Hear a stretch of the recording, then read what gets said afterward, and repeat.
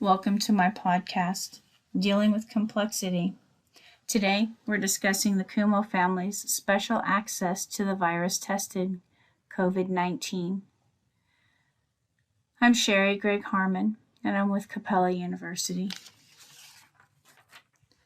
It is widely believed that Kumo's family was granted unlimited access to the COVID-19 tests during a time when the general public was unable to access them due to a shortage.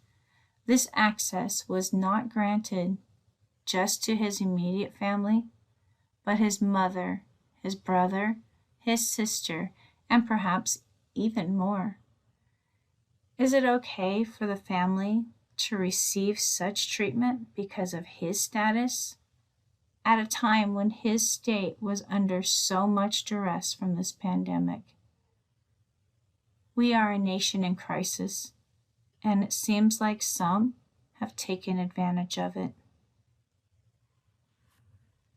In the middle of a pandemic of epic proportions, New York's governor is said to have duped the system.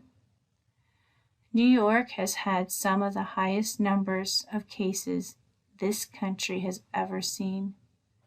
In the first few months of COVID-19, New York was experiencing 3,000 to 5,000 new cases a day. This was an all-time high for our nation, and there was not a solution in place. If we look at New York, the number of cases were spiraling out of control, and it was even referred to as an epicenter. There was an estimated 203,000 cases confirmed in the first 3 months of this pandemic. Mitigating this situation was an immediate necessity, and it was clear this was not going to happen overnight. Kumo and many other government officials were granted access to the tests to keep them healthy and the government running.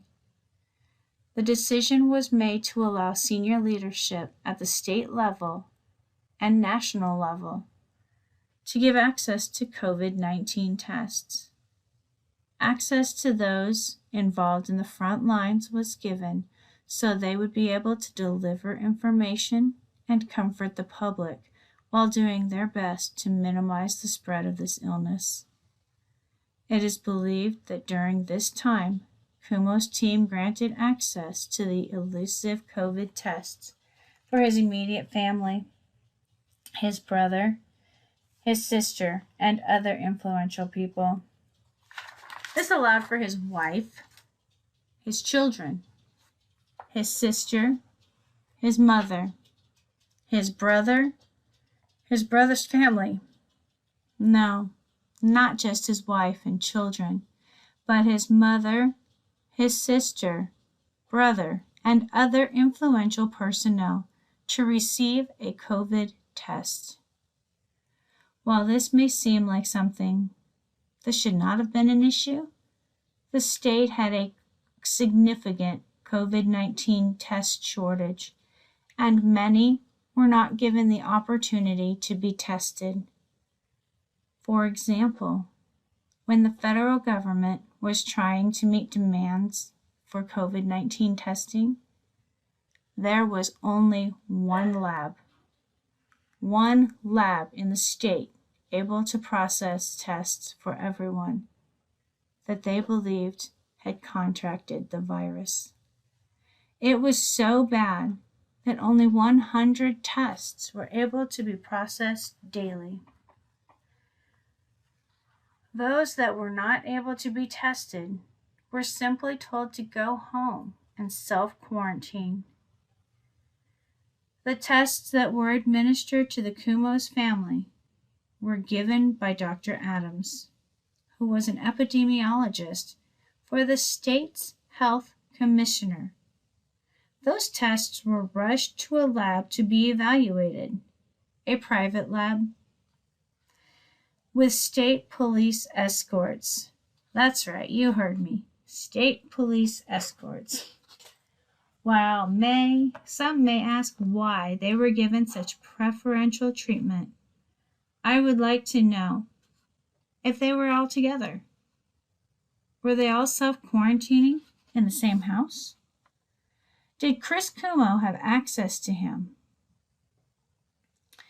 If they did live together during the pandemic, or maybe CNN was given access to Cuomo, then maybe the test was given to the whole family as a precaution. If they were all living together and one person was to come sick, everyone would be exposed, and this could potentially spread to the public, say, during a press conference or backstage at CNN. One thing that should be mentioned is that we all feel a need to protect our families, and especially during these dark times.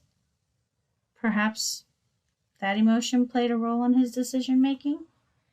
Knowing the crude realities of 32.1% of the population was being hospitalized, or understanding that the hospitals were at capacity, helped to influence his desire to allow the testing.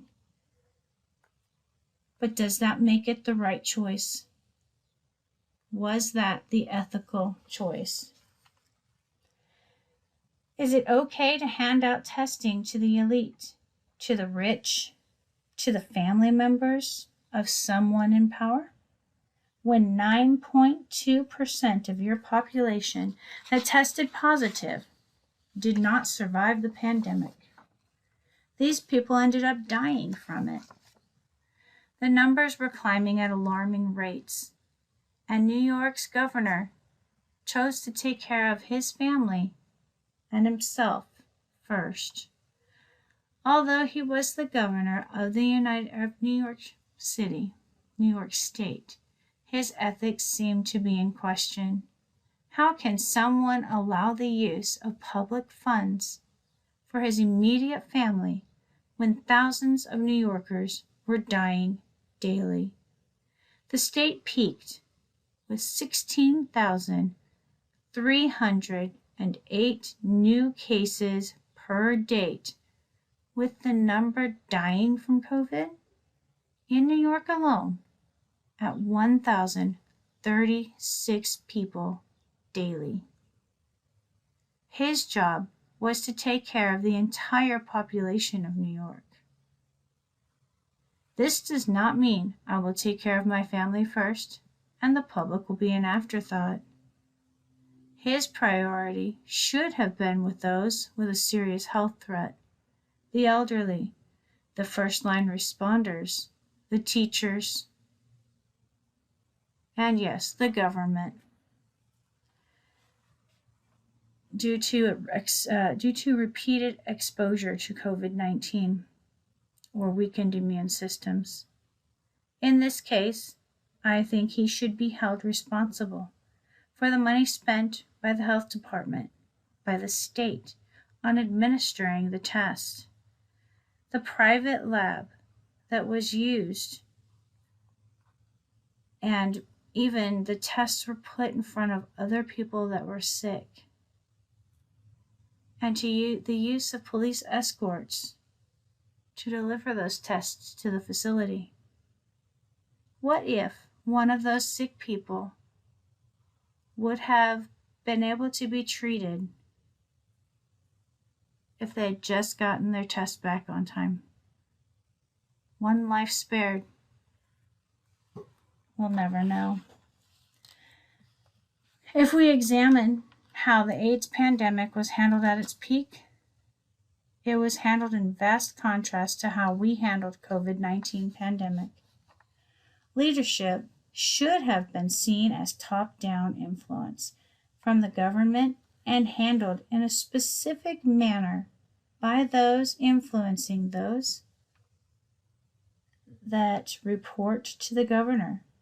Leadership is crucial in any pandemic as a method of ensuring a specific response. This is needed for the successful eradication of a pandemic. In this case, The focus was on those listed as being most at need.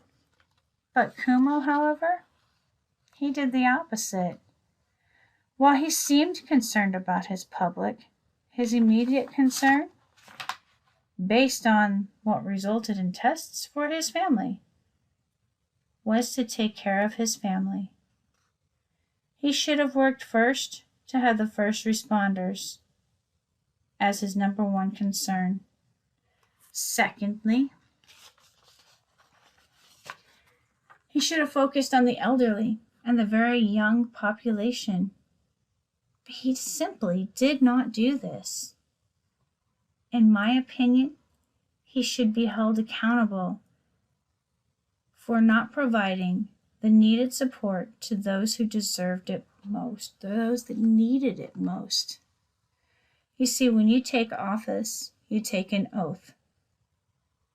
And that oath is to take care of what you are given to govern. In this case, the state of New York. His people should have been his priority. New York had a very, very rough time coming around from this pandemic. It was really hard for them to bring their numbers down, to get their numbers under control, and they lost a lot of lives as a result. If things had been handled a little differently, if tests had been more available, perhaps these numbers would have come out differently. It is important for us to remember that there are always two sides to every story, and that there is a good possibility that maybe they did stay together during the pandemic, or maybe his brother was given access because he works for CNN. But this is up for investigation, and we'll have to wait and see what the results come to find out the end result. You guys have a great day.